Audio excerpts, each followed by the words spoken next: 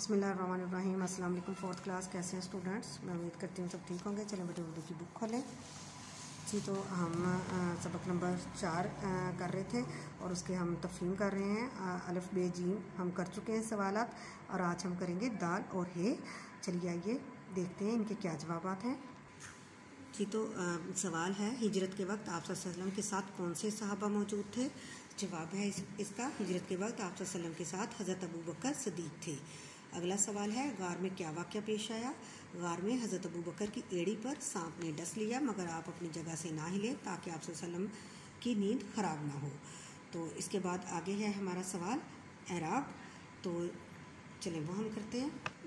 सवाल नंबर 3 है, इसका एराब है। पहला लफ्ज़ है सदीक, स्वाद के ऊपर ज़बर, दाल के नीचे ज़ेर और काफ पे जज़्म। लुआब, लाम के ऊपर पेश, आइन के ऊपर ज़बर और बे पे जज़्म। अगला है बिल, बे के नीचे ज़ेर, लाम पे जज़्म। तैयारी, तीन ते के नीचे ज़ेर, ये के ऊपर ज़बर, रे के नीचे ज़ेर और ये पे जज़्म। आगे है हैरानी, हे के नीचे ज़ेर, रे के ऊपर ज़बर, नून के नीचे ज़ेर और ये पे जज़्म।